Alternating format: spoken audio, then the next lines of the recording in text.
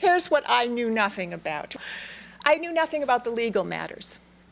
I had a will, and my husband and I had 2 other documents, a durable power of attorney and a healthcare proxy. But it's very different when it's your parents. The roles are reversing. What my father asked me to do was to assume responsibility for all their financial matters. I could sell their house without their permission. Think about this. Which of your children would you choose? I could sell their house, I could open trusts, I could make healthcare decisions with whether they were, when they were not able to do so.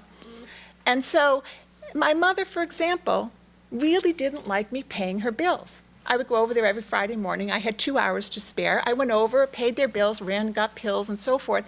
But every time she saw me touching her checkbook, it was a problem. So even though professionals will say, well, this is what you need to do, in practice, this is really tough.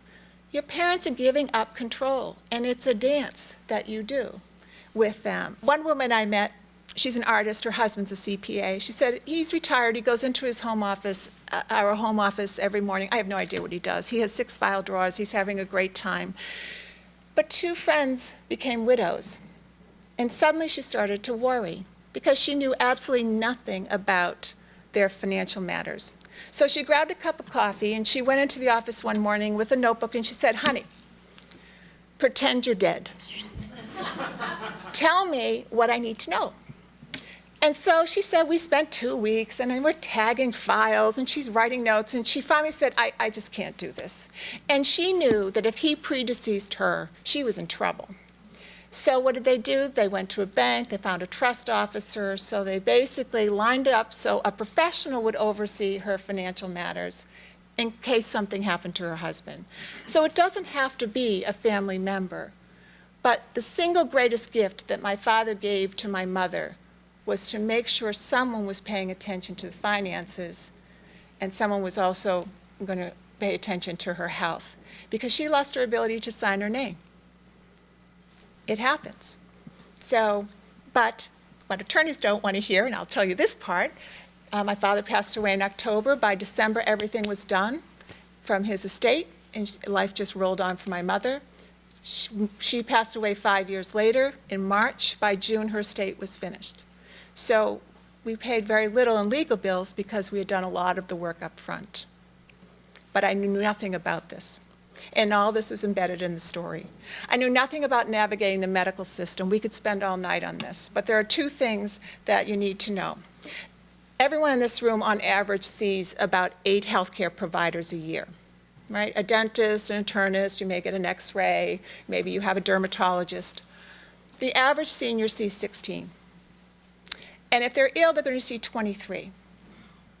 Now, the thing that we need to realize, that until I was just at Harvard yesterday, Michael Porter was talking about how to re-engineer the whole healthcare system, but until that happens, here's the reality. None of that care is coordinated. And if you go into the system thinking that, oh, the doctors are going to talk to each other, it just doesn't happen.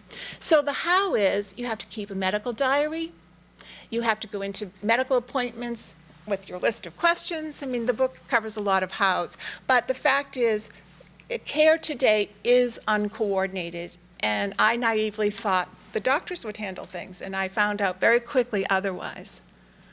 The other thing about aging in this stage, which is to practice slow medicine. Physicians want to treat. They want to run tests. They want to do endoscopes. They want to give chemotherapy to 85-year-olds.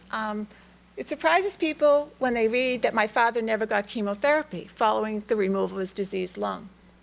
I had access to the clinical studies. I come out of the pharmaceutical business, and so I had access to a lot of information. And I knew from the research that his life expectancy was about a year to a year and a half. So as a family, we had this choice. Would he spend the last year of his life suffering from the side effects of chemo and radiation, or would he play cribbage with his grandchildren? And we weighed that and decided cribbage would win out. So he lived for 2.5 years. And I think it was in part because we did what does contribute to longevity. We took all the stress out of his life. I was paying bills. Other people were taking care of other things in his life. We made sure they were well fed. He never missed a family party unless he was in the hospital. So he was surrounded by good-humored people. If you're surrounded by depressing people, you need to find other friends for your old folks, because laughter and joking boosts the immune system. So we could go on and on about the medical system, and maybe we will. I knew nothing, well, that's not true. I was a pharmaceutical executive. I know a lot about prescription drugs. There are 6,000 drugs on the market today. Physicians do not know the side effects. So what do? Your loved one's taking 10 or 15 pills. You write a list of the pills, you write the dosing and the time of day that they take them. You take it to a pharmacist, get a list of questions, and then bring that to the physician. Right now there's a software program online called knowmymeds.com that will spit out those questions for you. But prescription drugs are dangerous. And there's a hilarious story in the book about my father, who had a great memory, becoming hallucinatory because the physician prescribed the wrong drugs. I didn't know about infectious diseases. They're mentioned in the book. Every sibling has a unique relationship with their parents. Go figure. There are 5 of us, 5 equally capable adults, 5 very different opinions about what we should do with mom and dad. Sometimes mediating family relationships are harder than caring for the elders themselves. Housing choices: can your loved one stay at home if they use a wheelchair? End-of-life issues and the gap between the mental health and the medical system. Many elders will suffer from depression. Some have dementia, anxiety. You may not witness this until they get older. And there is a gap between the mental health system and the medical system. And that was a surprise to me. My children spent 10 years with 2 elders who were in the very old stage of life. And they are very different human beings because of that. Very empathetic. Nana with end-stage Alzheimer's, she came shopping with us. We had birthday parties. I also am a different person because I carved out time to care for my parents. Now, I'm not recommending that people stop working to take care of their loved ones. What I am suggesting is that maybe your children don't have to be like mine were on 2 sports teams and 2 teams a season and music lessons and all the rest, that maybe you can cut back a little and carve out a little more time for your folks. Because many folks, after their parents are gone, will say, I really wish I had spent more time. I wish I had taken a video of Dad talking about his time in the service. Or I wish I had spent more time with my mother getting all those great recipes.